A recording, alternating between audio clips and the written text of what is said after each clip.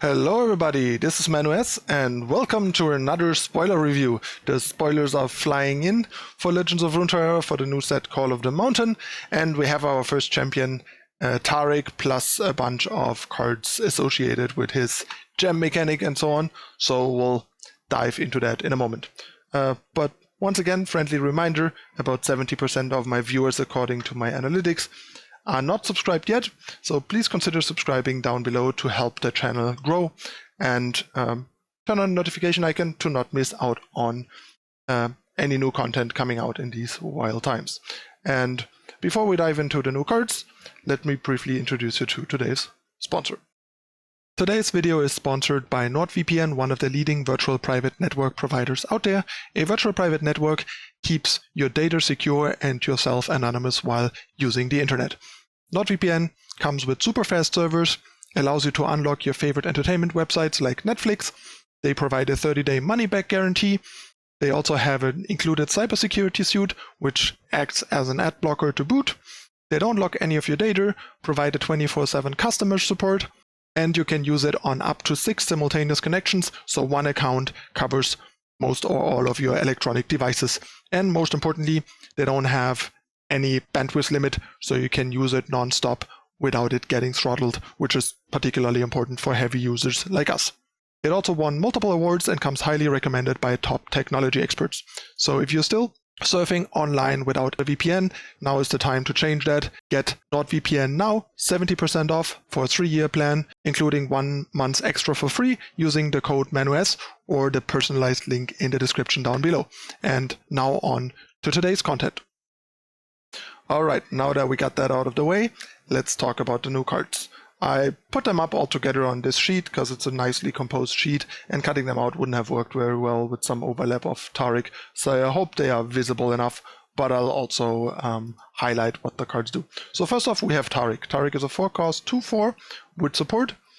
He gives himself and his supported allies tough this round when he attacks, and he copies the last spell you cast on only Taric this round, and also copies it onto the ally he's supporting. In order to level him, you need to target or support allies 7+ times, so he only levels from being in play, not from being in the deck or your hand. Once he's leveled, he turns into a 3/5, and instead of tough, he basically gives Unyielding Spirit to himself and the unit this round. Can't take damage or die this round, and still copies the last spell you cast on only me this round onto that ally. So a big piece in the whole sort of support theme that we got going with the new set that we already saw in yesterday's spoiler batch. Yeah, looks pretty interesting, honestly. Pretty cool. Also very flavorful implementation of what sort of Taric does in League of Legends. Like the tough kind of symbolizes his, I think Shatter it's called, like his gem barrier around him. And then the leveled up Taric basically does his ultimate. Next we have Gift Giver. She's a 1-drop, she's a 1/2, and when she's summoned, you create a gem in hand. I think her quality varies a bit, like a 1-cost 1/2. It's not that great. In order to turn her into a 2/2, you need to spend 1 mana to use the gem. You can see what a gem is in the bottom right. A gem is a 1-cost burst spell, and it heals an ally 1 and grants it +1/+0, and it can't be cast in combat or in response to a spell. So it's basically a slow burst spell. So far, all the burst spells we have are fast burst spells, basically.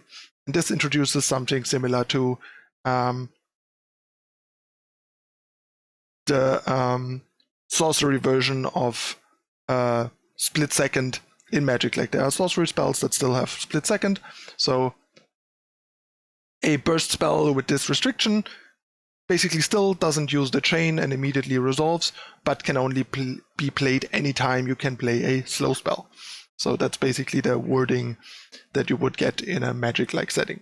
So keep that in mind as like a shortcut if you come from these games. That is kind of helpful, I think.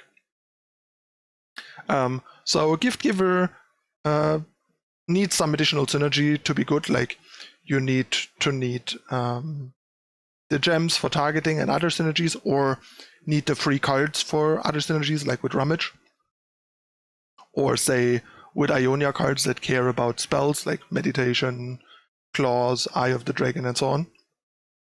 But in and of itself, I think Gift Giver is a bit underwhelming, but in the right context, she does a lot of work, like with the cards that I just mentioned. So keep that in mind. Contextually, a nice utility 1-drop. In a vacuum, a bit of a weak card, I think. Next we have Mountain Goat, a 2-cost 3/1 that on strike creates a gem in hand. I think this card is really bad, honestly. 3/1 is pretty bad. It's a bit better than something like Lookout, which is a 2/1 and also doesn't generate a resource. This at least generates a resource. But in a world where we have so many hapless aristocrats, Make It Rains, Vile Feasts, and all that stuff, Mountain Goat and like Veil and so on, Mountain Goat is really awkwardly positioned in my opinion. Sure, in case of Aristocrat, you at least get to strike and get a gem, but it's still not a great trade to trade your 2-drop against half of their 1-drop and only getting like a gem in return. So I think Mountain Goat is going to be pretty bad, honestly. Could be wrong about that, but I would not want to be playing a 1-cost 2-drop in this game right now that doesn't give you an immediate valuable effect or impact. Like, say, Black Market Merchant. Black Market Merchant is a playable 2-drop that has 1 health, or Avarosan Sentry, because they either give you immediately a card back or when they die. And they give you a full card, not like a marginal gem. Another case is Avarosan Archer. It gives you a lot of board impact and potential like utility that you can use with the challenger. It also helps level up your champion, but that's like already like I think the minimum bar Archer, because the 1 health is still quite fragile there, but it is acceptable. Well, I think Mountain Goat is kind of not quite passing the bar, but we'll see about that. Next we have Mentor of the Stones. That's kind of an interesting support card. First of all, it's an additional support card, which is pretty meaningful, especially because we barely have any 3-cost support cards in the game. I think there's only one, only the 2/4 in P&Z that isn't exactly desirable. So yeah, on support you grant my supported ally +2/+2, so similar to Mountain Sojourners, just without the chaining. And on last press you get 3 gems in hand. It's only a 1/1, so once again, a bit of a problem here against Veil, because a lot of the Shadow Isles decks turn 3 have Veil mana open, like Deep for example, because they don't do a whole lot in the early game. And then Vile Feast, Make It Rain, Static Shock, that sort of stuff. So if you get to not support a single time, the card is quite bad, I think. But if you get 1 support off and it dies in combat or survives combat, it is pretty good, all in all, because once again, stats scale non-linear with units, so there will be a bunch of units where the +2/+2 is worth more than just 2/2 in stats. So it is worth more than if this was a 3-cost 3/3 that on last press gives you 3 gems, for example. So yeah, this is an interesting card, worth messing around with. It's certainly better on odd than on even, because you want to probably play it on curve. Then again, on even you have the chance to play like a good 3-drop and then use it on turn 4 on that 3-drop, which might give you more mileage than using it on a 2-drop. Stuff like that. Once again, plays well with challenge, potentially. Pretty interesting. And then we have Shards of the Mountain. You fill your hand with gems. That's kind of an unusual card. So fill your hand with gems, pretty straightforward. You fill all the remaining slots in your hand with gems. Like if you have 4 cards, you get 6 gems, that sort of stuff. Shards of the Mountain is on the chain when it resolves, so it doesn't count towards your hand anymore. But yeah, I kind of doubt the card is going to be that big of a deal. I don't think there are enough cards to turn random cards into value. Like, there's mainly Rummage. And I guess the new discard units also help on that front. But I'm not sure if like Targon PNZ with those cards is gonna be a thing. It doesn't seem super appealing or synergetic. And yeah, I think Shards of the Mountain is more kind of a cute than a good card. Doubt it's gonna see much constructed play. Blessing of Targon, which is also Taric's sort of hero card. I like that this time they showed us Taric's Blessing of Targon instead of Blessing of Targon to make it more clear what the champion card is, because otherwise Shards of the Mountain could also be Taric's hero card. I like that it's Blessing of Targon though, because that's a much more flexible and useful card. 5-cost burst spell, it's basically standalone without the single unit condition. I wonder if this cost 5 before they nerfed standalone, and then the gap would have been 2 mana just for the like not having the single unit condition, which would have been kind of extreme, but going from 4 to 5 seems like a very reasonable step, paying 1 mana more for being able to use it on any unit. It is a permanent buff. Not sure how good it's going to be. It is a bit clunky, but permanent +3/+3, as we all know from standalone, is pretty good. This is 2 mana more than the old standalone, when standalone was worth building around. The new standalone is pretty bad, but hard to say how good or bad Taric's Blessing is. It's certainly very solid as his champion spell, I think, and might even see some play and some numbers in certain decks. Not that likely to be a 3-off, but not impossible, especially in, say, a Fiora challenging Targon deck. Blessing of Targon could easily end up being a 3-off in the end. And that's certainly one of the archetypes that seems like an obvious thing to try now, even more so than before. And the other thing we saw in the video that is certainly appealing is Ionia Targon, both for support synergies. Ionia has 2 decent support cards, a 2-drop and a 4-drop with Shen. It has spell synergies for all the gem stuff, Claws of the Dragon, Eye of the Dragon, Deep Meditation, that sort of stuff. It has a couple of neat spells to use. There's also the potential to go into a Bilgewater direction, like with Tarik and the Playful Trickster spell from Fizz. You can suddenly attack infinite times a turn, hypothetically. The interesting question is how this is going to work, because I